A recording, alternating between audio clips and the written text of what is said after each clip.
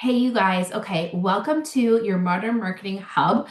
And I want to thank you for being here. And I wanted to kick things off inside this hub by walking you through my four pillars of marketing that I believe every single small business needs and every single social seller, if you're building a personal brand, this is all relevant. But I also want to encourage you to take these trainings in here, these tips, these all the business things, and figure out how they work for you because we're all different and we all bring a different thing to the table. We all have different goals. We're all building different types of businesses. But at the end of the day, there's certain strategies that are just applicable across the way.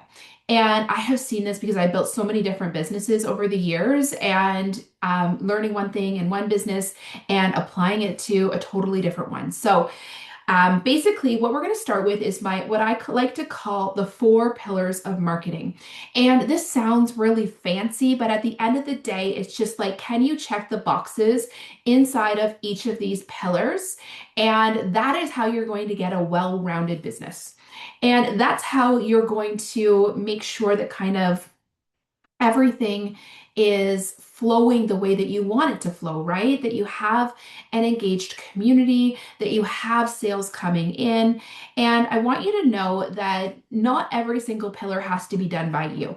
I know that you can outsource a number of these different pillars. And so sometimes that's going to be the best thing that you can do to build your business. If you have any questions about that, just let me know. So I want to kick things off with pillar number one, which is community and connection. And this is essentially where are you building your business?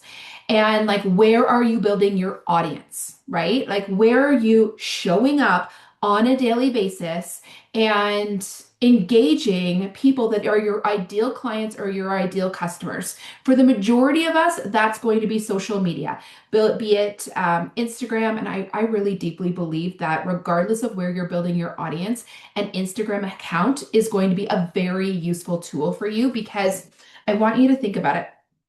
I actually believe that Instagram accounts are used more often for like searching businesses than even websites are.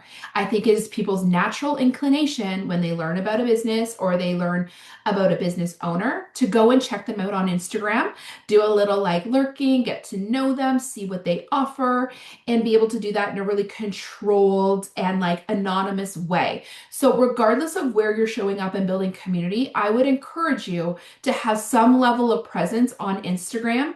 And I'm more than happy to chat this through with you to see how this could work for you because it is not the only way to build community.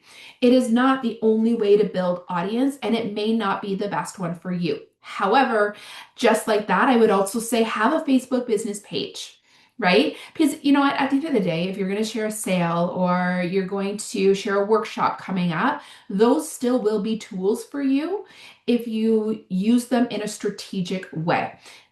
But having said that, they're not the only way that you can build community. There are very successful businesses that show up solely on YouTube. You could use a podcast, you could use Substack, you could use a blog, you could use LinkedIn, you could like pick any of these platforms and decide what makes the most sense for your business to build your brand upon. And then what I want you to do is commit to whatever strategy makes that business, like that platform, successful. So let me give you an example. We know that if you have chosen Instagram as your main platform, that you're going to want to connect your business Instagram account. If you are a small business, you should have a business Instagram account and it should be connected to a Facebook page. Okay. You do this so that one day or today, if you want to run ads, you're able to easily do that and use Meta to do that. Also, it kills two birds with one stone. There are going to be people in your world that are only on Facebook, or there's going to be people in your world that are only on Instagram. So why wouldn't you create one content for one platform and utilize it on multiple platforms? We know the strategy for Instagram is you do one post a day and you show up consistently in your stories. And we know that we can optimize our Instagram accounts with our profile, with our highlights, with the look and feel and the aesthetic of our grid.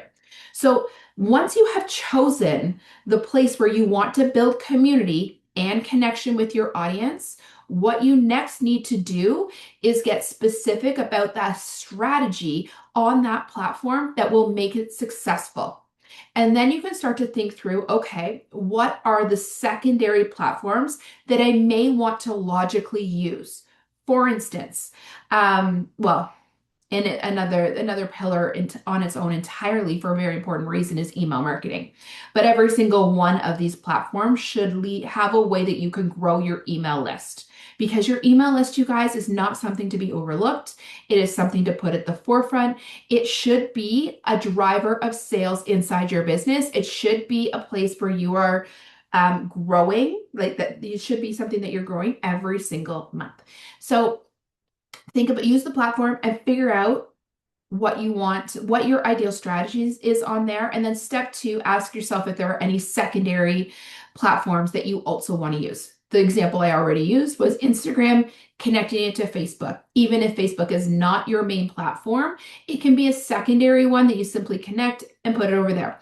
Or if you are someone on Instagram that uses primarily Reels, maybe as a secondary catch-all platform, you might want to use TikTok. You may want to use YouTube Shorts. You do you. If you are, again, like kind of like the example that I already used, like if you decide that the number one thing that you want to do to share your business is create a podcast, I would encourage you to also have social media so that you have a place to share that podcast. And you don't need to use Instagram necessarily in the same way, meaning you don't need to necessarily be posting on there every single day. I would still encourage you to be in your stories just so that you stay top of mind for people, but you don't need to be on your grid every single day. And it can absolutely be something that you outsource so that it's not even a concern for you, but it will be helpful in promoting and growing your podcast or a blog or Substack or YouTube or whatever you decide it wants to be. But again, your first goal and what I want you to get from this video is to choose a main platform that you're going to utilize for your business. And it feels, you want to choose a platform that feels good for you to show up on, right? You want to choose a platform that you're excited to share on, that really does either your products or your services or the way you want to share content that does it justice. For instance, I was just chatting with a small business owner last week, and she's not loving the Instagram game. She's like, it just doesn't feel relevant to what I want to share. And so we started talking about Substack. And I love Substack. I think that I'm barely on it, but it is something I would love to start utilizing myself. However, like I've been learning so much about it. And what I love about it is Substack has a built-in audience, right? So you can start a blog on your website, which is great for searchability on a website. It's a really great way to be found on an amazing search engine called Google. But Substack has built-in audience. It has built-in algorithms. And because it's a relatively new platform, people are being found much easier than you would necessarily be found on something like Instagram and TikTok, where the algorithms are a little bit more of an uphill battle. So for her, she loved that idea of maybe exploring a platform that wasn't Instagram because it felt like it did her content justice in a much better way than Instagram did. And also, it felt a lot less personally draining for her. I know for me, I love my blog, or sorry, my podcast.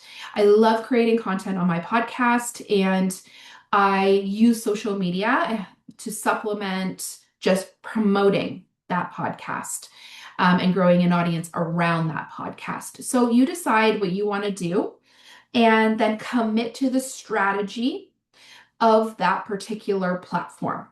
Again, the majority of us are likely going to go that Instagram route. But some of you may decide that that's not the best one for you. The key here is you need to be showing up somewhere. You need to be utilizing that platform as it's meant to be utilized. And you need to actually be building community and connection, which equals an audience and a platform on which that you can actually start selling on, right?